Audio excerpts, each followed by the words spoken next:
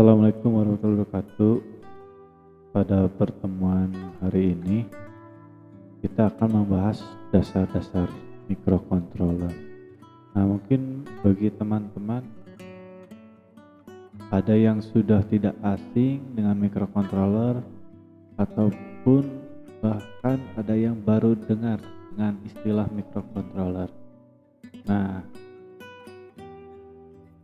microcontroller menjadi materi ya, sebuah materi di mata pelajaran sistem komputer di mana nanti ini bisa diaplikasikan di kehidupan sehari-hari.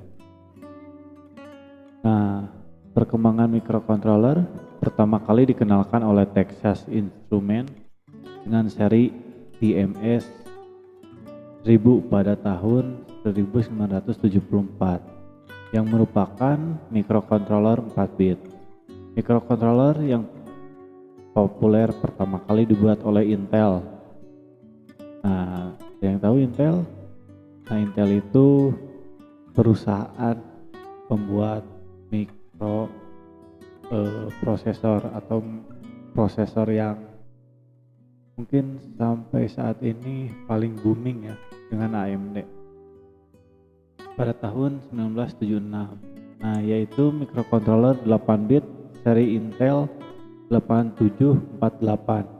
Microcontroller tersebut adalah bagian dari keluarga microcontroller MCS 48.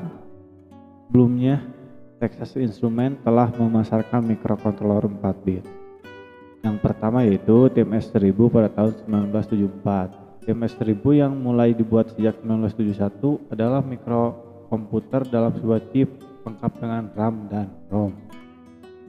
Nah, itu perkembangan dari microcontroller. Nah, kalau sekarang sudah sangat berkembang ya microcontroller tuh, mulai dari yang 4 bit, 8 bit, 16, 32 bit, bahkan ada yang 64 bit.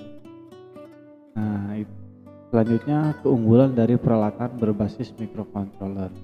Yang pertama, high reliability and high degree of integration, yaitu kehandalan yang tinggi dan kemudahan integrasi dengan komponen yang lainnya.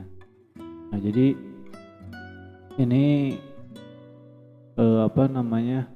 kehandalannya itu sangat tinggi ya, dan sangat mudah diintegrasikan dengan komponen lainnya, misalkan antar modul sensor ataupun apapun, itu dimudahkan cara integrasinya.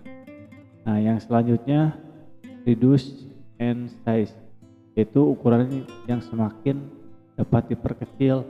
Nah, selain dapat diperkecil juga ini bisa menekan angka biaya produksi. Yang selanjutnya reduce komponen count. Nah, ini penggunaan komponen dipersedikit, seperti tadi yang diperkecil juga. Nah, ini juga dipersedikit. Nah, bisa jadi ukuran satu jari mungkin nanti ya ada microcontroller, jadi tidak terlalu besar-besar.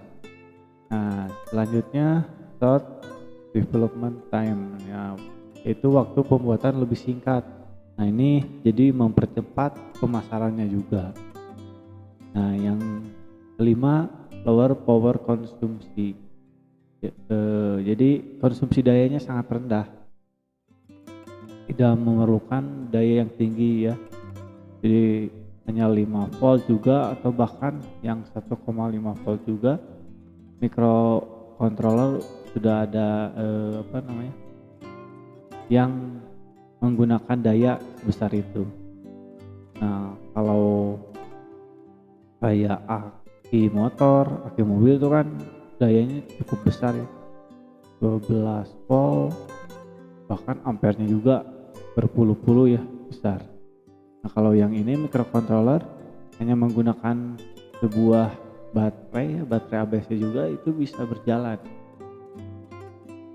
Selanjutnya perbedaan microcontroller dan microprosesor. Nah, kalau